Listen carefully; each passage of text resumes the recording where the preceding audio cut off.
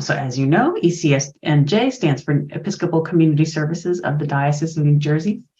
And I'd like to open us in prayer with the ECS Collect. Let us pray. Passionate God, you called us to establish Episcopal Community Services of the Diocese of New Jersey. Endow us with the vision to balance charitable giving with advocating justice, so that both the source and symptoms of oppression will be overcome. Through Jesus Christ, our Lord, who lives and reigns with you and the Holy Spirit, one God, now and forever. Amen. Amen. All right. Well, I'm Deacon Tricia. I'm the Executive Director of Episcopal Community Services. Before this, I worked at Princeton in service learning and community engagement, and I was a parish deacon at Holy Apostles in Yardville. And tonight I am joined by Janice Stapley. Do you want to introduce yourself?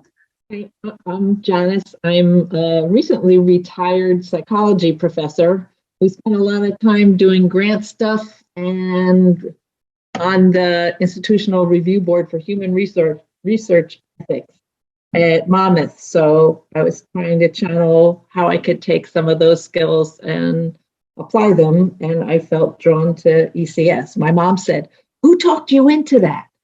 And I said, "I volunteered." "Are you out of your mind?" And I said, "I don't think so."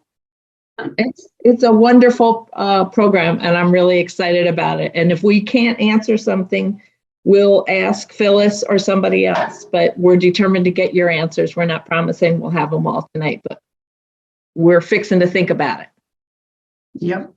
I know. So sometimes we are joined by Canon Phyllis Jones, but she is ill, and but she can handle, any questions about budget that we can't handle, she can definitely tackle over email. And then if you have any questions as we go along, please feel free to put them in the chat. And I may not see them. It's a little hard to see the chat when you're also sharing slides, or just yell, because we're such a small group. So that's really nice. All right. Come on. Excellent. So ECS New Jersey is a diocesan initiative that was started in 2020. We support congregations as they proactively address human needs and relentlessly work against social and racial injustice. That's one of my favorite parts of the mission. ECS invites us to walk with Christ together and to make a positive impact on our communities, serving as a reminder of our interdependence and our shared commitment to discipleship and the baptismal covenant. I like to say that ECS works to build a movement for gospel justice in the Diocese of New Jersey through education, advocacy, fundraising, grant making, while we're here today, and prayer. So in grant making, we give grants to churches in our diocese to support ministries that proactively address human needs and relentlessly work against both social and racial injustice. And we provide networking, advocacy, and community organizing support. All right.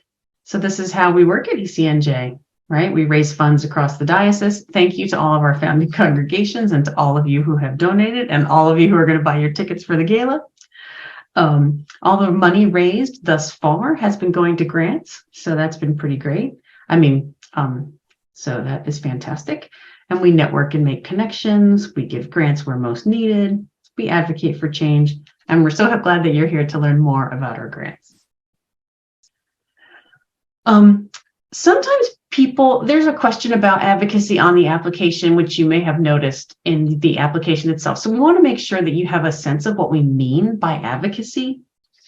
And I do think there was a resolution at General Convention, which I know it's kind of boring when Episcopalians are like, oh, resolution A078 at General Convention said this, but it was a really great resolution. So it said that social justice advocacy is a primary ministry of the church. Like, it is really great that the highest decision-making body in the Episcopal Church said that advocacy is a primary ministry of the church.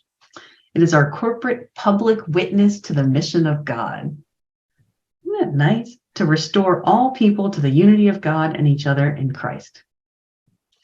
Right, and it also said that social justice is about right relationships among and between all of us, centering the voice and experience of the marginalized, and that these are the relationships that have been and continue to be harmed by the systemic, unjust distribution of wealth, opportunity, and privilege. So I thought that was pretty great. And it also says that social justice ministry includes acts of mercy or charity, right? So that's the immediate human needs part, but must also include dismantling institutions, structures, and policies that cause harm and divide us each from each other. And it includes repairing the breach by rebuilding systems of justice, fairness, and equity. Isaiah 58. But isn't that great? Repairing the breach by rebuilding systems of justice, fairness, and equity. So anyway, I found that whole resolution so inspiring. I felt like I had to share it with you. So because people often think of advocacy as letter writing, which I love the letter writing, please write all the letters you can. Send those emails, sign up for Episcopal Public Policy Network. But it's also so many other things. All right. For example, it's listening to people who are served through your program to discern the underlying causes of the need, right? It's research and documenting the issues you've identified to tell the real story. It's educating and training your volunteers, right? Who may be coming in with a lot of misconceptions, right? You want to teach them successful skills and strategies and how to organize other people related to the issue that you're working on in your grant program, right? It's educating the community at large about why there's this issue and what we need to do to tackle it. And of course, there's lobbying the decision makers, which we will also be doing. All right, I'm going to turn this part over to Janice for guidelines. Okay, without my cheat sheet. Okay, so one of the things that we want to stress, so there's no tears later, is that the funding has to go to a congregation in the Episcopal Diocese of New Jersey. I was telling my friends up here in the North Country about it, and they're like, "Oh, can we get in that?" And I'm like, "Well, you have to move to the southern part of New Jersey in order to do that, but you can begin another program and model it on ours because I think it's kind of cool." So the primary recipient of the grant needs to be a congregation in our diocese. It can, however, be a joint effort. And not only can it be, we encourage you to find out who else you can partner with. You'll see a place on the application about whether you're partnering with any other organizations. And it's one of the things that we talk about. The way we get things done is by partnering and getting the energy from several groups together often. More ideas, more brainstorming, more folk committed to it. We want it to be a project that is addressing an identified need of underserved or marginalized community members. They can be located anywhere, but it has to be something that's run out of your congregation. And you cannot require the people who are going to be served to in any way say they're going to be a part of your church or participate in church activities. This is something we're doing for the community. Does that all make sense? Yes. Okay. The grant amount, I don't know, Trish, if you know this yet, but now it's public. When I was consulting with folk, and the last time I was actually encouraging them to ask for more money because they had budgets that didn't make it. One of the things we're looking for is that your budget is going to cover your project. We love everybody's enthusiasm, but like the bad guy who's worked on grants all these years, you need enthusiasm plus a doable project. And in order to have a doable project, you've got to have the funds and figure out where they're going to be. So I will say, go for the max. And you can ask, you might not get it. You got to ask. My favorite boss was one that said, none of this learned helplessness. Ask. You're not going to get it unless you ask. You might get a little less depending on how much we have and how many are being given out. But go ahead and ask. And the grant period is 12 months, and you need to show how you're going to spend it across those 12 months. That's important. And that you have a plan where you've looked at it month by month. One of the things we noticed early on in grants is that people had wonderful, exciting ideas, but had only a very amorphous plan about how it was going to happen. So you want like a month by month idea about how you're going to use this money and where you're going to be able to show us, at a first reporting point, what's happened. So you want to think about it in terms of, yes, this is the amount of money we'll need, and this is how it's going to be spaced out. And it takes a couple months to get the money, right? So you need to have a plan for how, are you going to start right away? Like, are you going to start as soon as we tell you you're going to get the money, and then you're just going to cover it until the money comes in? And we give you half of the grant at the beginning. And then after your midterm report, after a satisfactory midterm progress report, you get the other half, right? Which is generally about 6 months later. Could I ask a quick question? This grant that we would be applying for, is this for only new ministries that are being started? I'm actually here to represent an existing ministry. No, if there's an expansion, go ahead. Yeah, it doesn't have to be a substantive addition to the program or a substantive expansion. I'm so sorry. You're breaking up. I'm not getting, I'm not hearing you. I'm sorry. Okay. Can you hear me now? Yeah, it's a little bit better. Okay. Yeah, North Country. It needs to be, if it's a current program, you have to show how the money is going to be used to improve the program, make a substantive change in what you're doing, rather than just carrying on what's happening.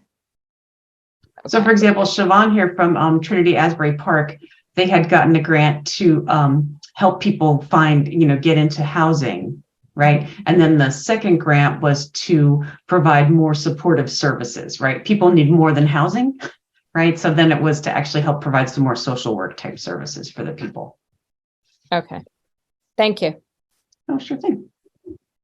And again, the grant period is usually a year. So if you think you might need it to be shorter or longer, you should just go ahead and ask us. Okay. All right. And see, we answered Robin's question already. Oh, I'm sorry. I got it. No, that's good. Yeah. Okay, so we're going to try to meet a human need. It's not all just advocacy. We have to try to meet the needs that are already caused by societal problems. So we're going to try to meet human needs in underserved communities, maybe hopefully partner with other organizations. And one of the things that Trish and I are excited about is trying to help you find other funding too. Thinking out of the box, is there state funding? Are there other organizations? I was working with Impact 100 at the Jersey Shore for a while that gives out $100,000 grants to 4 organizations in the Jersey Shore. There's a lot out there. So you want to see and, learn about what other organizations can chip in. Although we started out saying we're hoping for advocacy efforts, especially for the underserved. Yeah. Oh, dates. They're firm. Yes, they are firm. And right. And there's a lot of time between now and March 9th. So you can get that in. It's on FormStack. FormStack can be very fiddly. It's which is, again, it's the diocesan software we use for this kind of thing. So, you want to get that in early. I did notice in the fall grant cycle that the deadline was Friday or something, and everybody had theirs in by Thursday morning just because they knew what they had previous experience with software. And if everybody tries to turn them in at the same time, the software goes. Yeah. But then, we review them and we will let you know right after Easter. And then we like to have a project representative at the event where we make the announcement, which is our summit on supporting and equipping the beloved community. It's going to have an Earth Day theme this year. We often do those on Saturdays, but I'm mixing it up. We're going to do it on Thursday night. because I thought, who's going to want to go to a summit online on Earth Day, right? When you could actually be outside doing Earth Day things. So anyway, so we'll have a summit on environmental justice on Thursday, April 20th at 7 p.m. So please do put that in your calendars.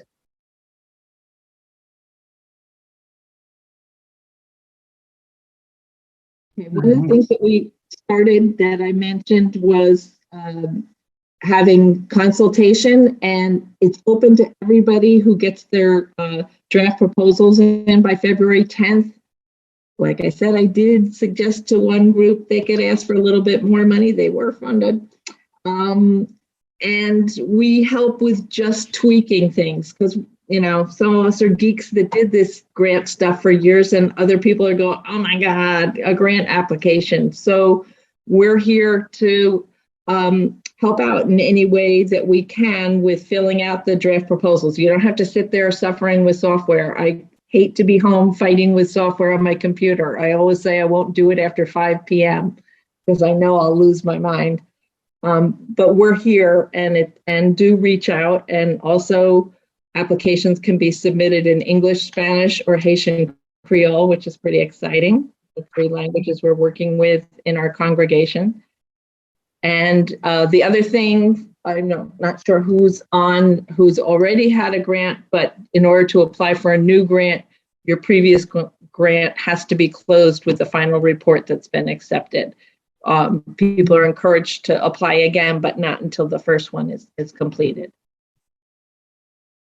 And the consultation service isn't line by line edits. It's more kind of feedback and general guidance. And it, of course, does not guarantee you will get a grant. It is more of a helpful service because we want you to write great grant proposals, not just to us, but to all kinds of funders.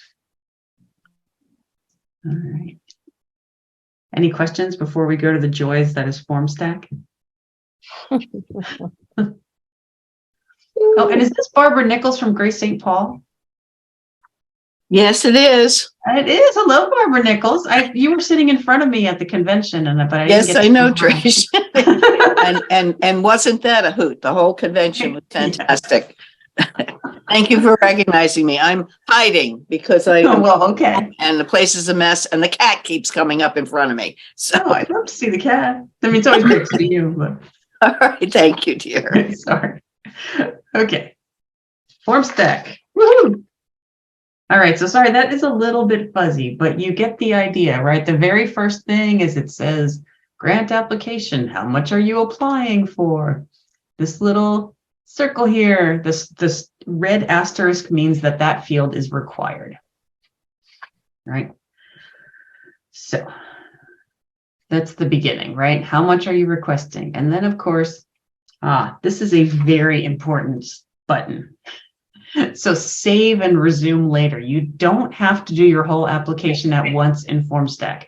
Actually, when I submit I'm the head of the Global Goals Task Force, and we request money as part of the finance and budget process. And whenever I do the FormStack, I save compulsively, like every 5 minutes, just so my work is in there. And it's my report's kind of tiny, so really save as often as you can, and then go to next. All right, we ask you for congregation information. Of course, we need your name, address, your county, your convocation, your clergy.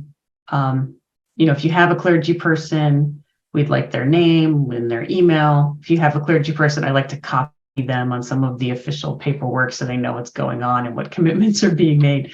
But we know everybody's got a senior warden, so we definitely want the name of the senior warden. In that section 1. Okay, this is much clearer, this part. We just want to know if you've gotten any outside funding for this project. If you have, yay for you. And then describe how the funding was used and the outcome of the project. All right, what am I doing? Okay, that's what I did. All right, so this is a little bit tricky. So we ask you for your congregation annual reports, right? Because we want to get a sense of where this project fits into the work of your congregation and what you've been up to for the past 2 years. And you do that through uploading the files in FormStack. People were having trouble with that, so it's not, there's no red asterisk, so that we will still accept your application if you're having trouble uploading those files. So you can email me the files if you have trouble with them in FormStack, but we do want to have them. And if I get a request that doesn't have them, I'm going to write you back and say, hey, I don't see your annual reports. Please send them to me. If you upload a file, but then save and resume later, I am sorry to say it's not going to save the file. It's only going to save the text you answered in the questions.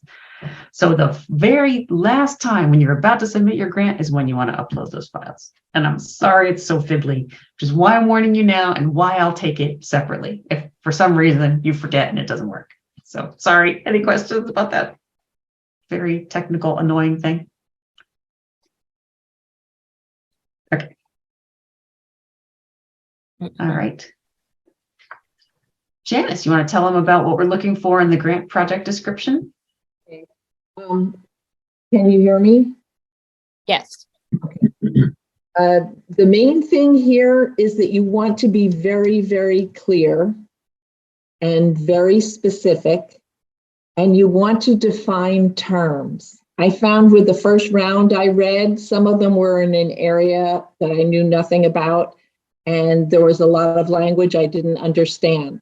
So even if you feel like it might be patronizing, go to the extent of defining any term somebody not in that area might not know.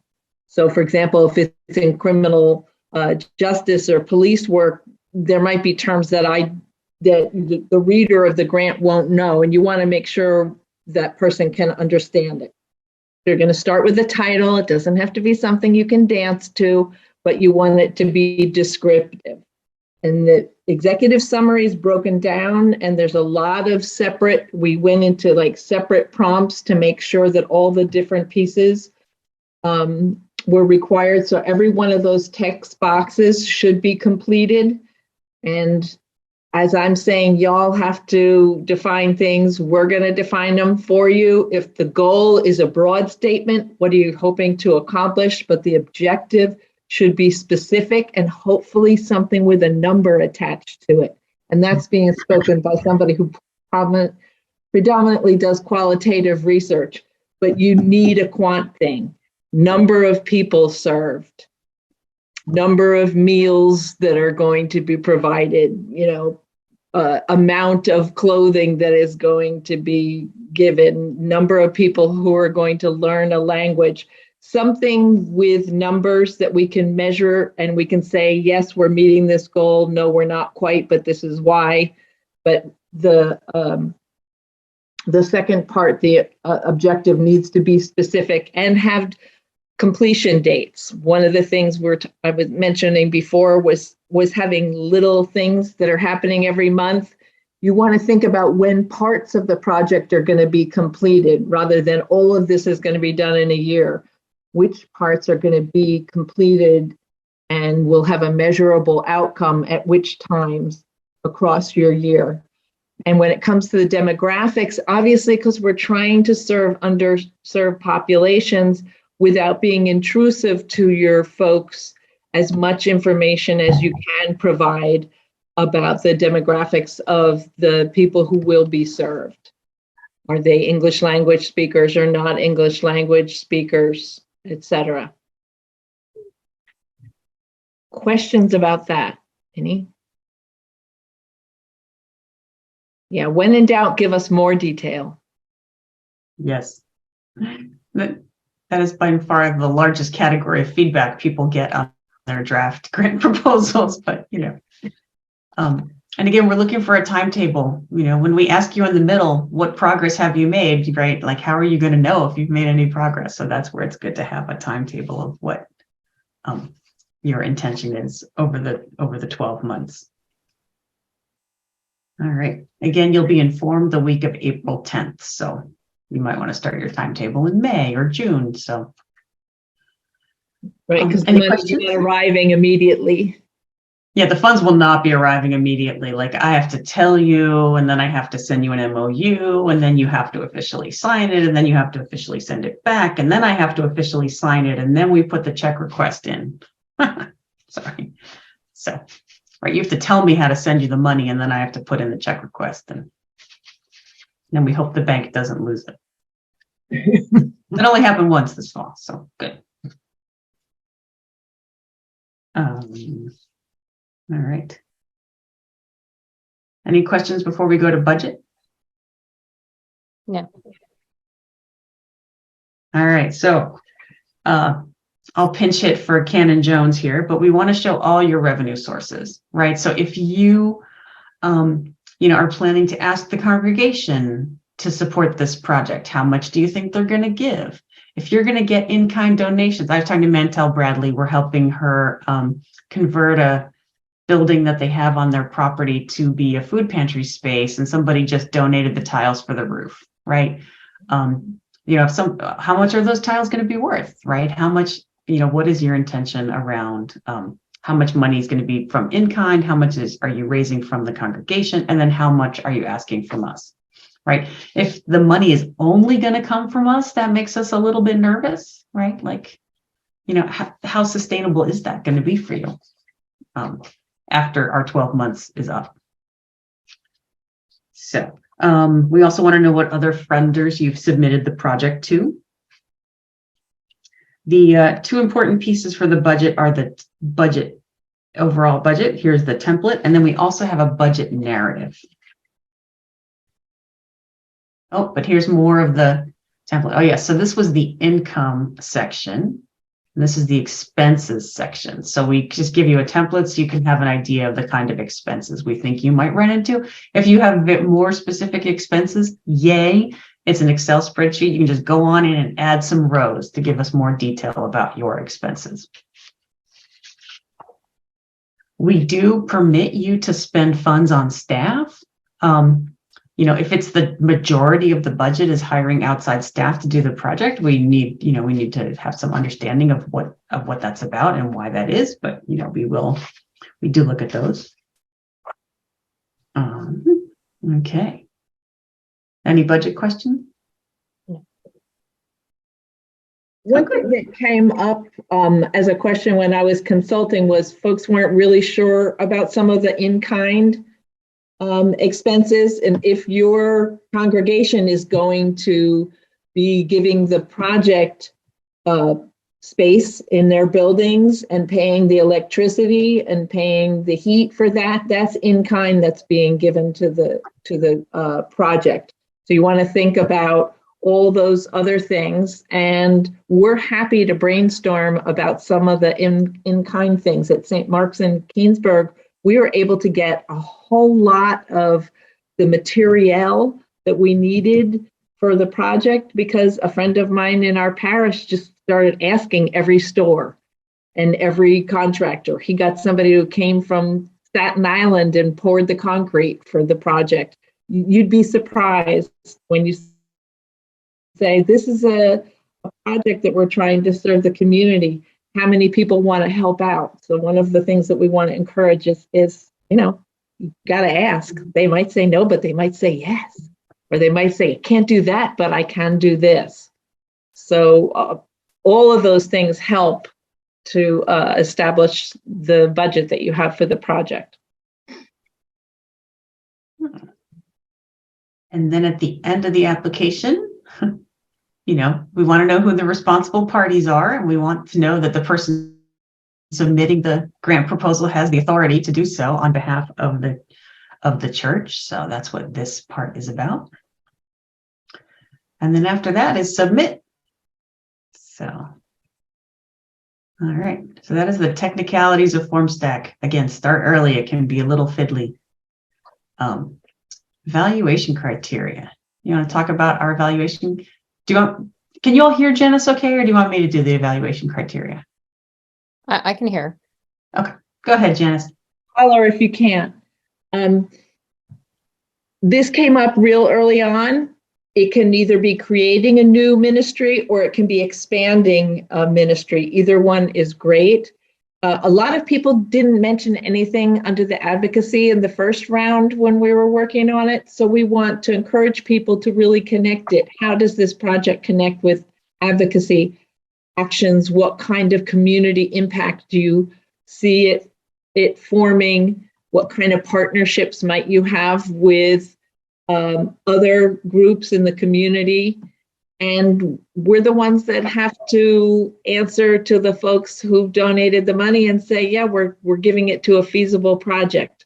So while they're all cool ideas, we're looking for, is it likely that this project is going to come to fruition? Because that's our responsibility too.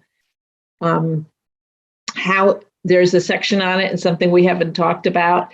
We said that those who are served don't have to commit to doing something in the church, but we are looking for the people in the church being committed to it. So we're looking for something that isn't one person's wild idea in the congregation, but a couple different people, at least a handful in the congregation, are behind this.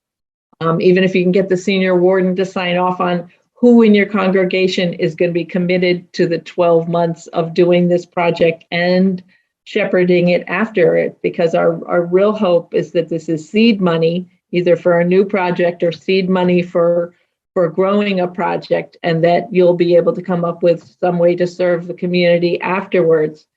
So we're looking for some evidence of engagement of members of the congregation in all facets of the project as well. Trish, what did I leave out? Oh, I know. Well, that is so true. Right. Because that's right. Why are you the people to do the project? And how is this expressing your faith? Right. What's the impact going to be on the spiritual development of the congregation? It's something we really want to know about too. And lastly, we really want to know that it's not some crazy idea that one person in your church had. Right. We want to know that you actually spoke with community members, right? That the people who are going to be the beneficiaries of the project have requested it, right? It was, I mean, we had some really great proposals in the fall and the spring where people had a program, and then like they had an ESL class, and then the ESL people in the ESL class was like, this is really great, but we could use help with driver's licenses and citizenship tests and, so more navigating about in the United States. Can you help us with that too? So, again, asking people and listening to what they say and designing the program accordingly. I always tease Father Shelley about it, but it can be, if you've got a community garden, ask people what food they eat. He had a little bit too much eggplant. Everybody was like, eggplant again. Talking to the community and saying, hey, we'd like to help, but we want to listen and find out what would be a help with something that your family could make use of. So we're very excited when we see that a project came about because somebody who was using such and such a service said, hey, this would help out if it was delivered, or this would help out, like Trish was saying, if it wasn't just language, but how to fill out forms. These are things that we need. So we want to be doing that, hearing what people really need. Yeah. All right. Any questions? I know we have a little time if you want to float your ideas or get feedback. And if your project is to start a food pantry, Canon Clara Gregory can give lots of great advice on that, but she was not available tonight.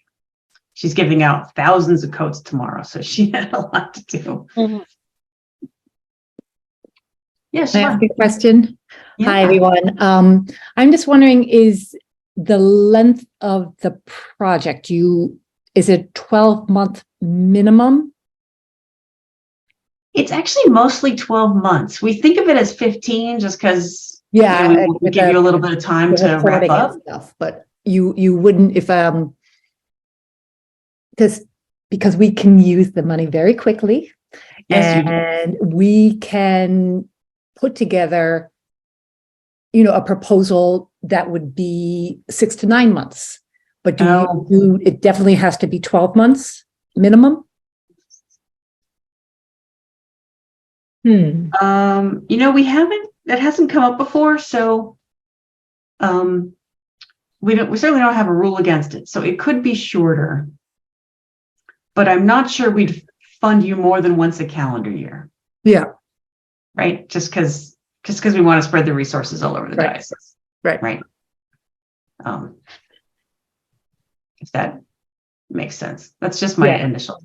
Yeah, it's just, the lag between, when we use the money and our closeout time is just, I don't know, I am a proponent of efficiency. So I'm just kind of trying to,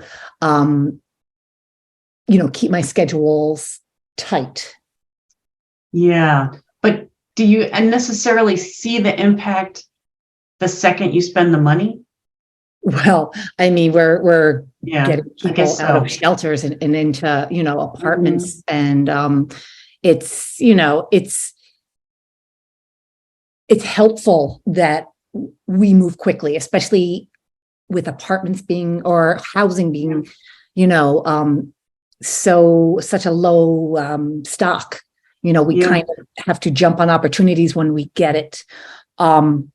But I guess, we can discuss this another time. No, but you can certainly close it out earlier. I mean, we can close it out. It was a little hard Okay. for you because you were the guinea pig in the first round, right? So we didn't have like all our procedures set up, but now we like have a final report form and right. Yeah.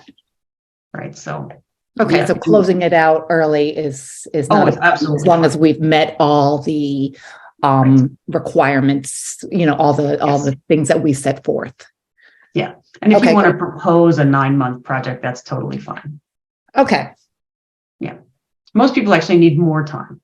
So. Yeah. It's just, I've got some very efficient people here at Trinity. So, and this is just me thinking I have to consult the team before, we even put this into practice. But I just wanted to know if we could close it out early if we need to. Yes. And thank you. Sure. But yeah, some people needed more time actually because they were slow to get started, right? They didn't get the money right away. And then COVID delays or supply chain delays and key person got sick. And so, we've had to have some extensions. Okay. Thank you. Sure thing. Other questions? Or ideas you want to float?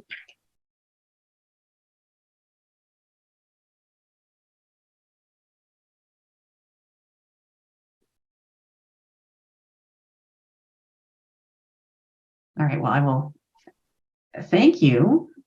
I do think that we are stronger and better together. I just love that it's a diocesan initiative where we're sharing our ideas and our funds and our expertise and making great things happen. So I'm going to stop sharing so I can see your faces even bigger. Great. So really no more questions? All right. Trish, all the questions will come after we get off of here. You know that. That's right. You can email me. You can call me.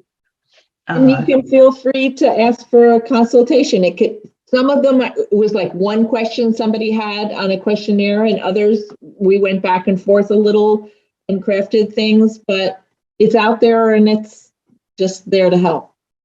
Yep. And the reason the deadline is February 10th, I mean, we could probably extend it a little bit, but we wanted to have like 2 weeks to get back to you with feedback and then a couple weeks for you to incorporate the feedback. So, we can be a little flexible about that. Thank you for all the information you have given us. It's a great start. Thank you so much. Yeah. Well, Deacon Eve, would you like to dismiss us? Sure. Go in peace to love and serve the Lord. Thanks be to God. Good night, everybody. Night. Hey, thanks, Tricia. Thanks, Janice. Thanks, everyone. Our pleasure.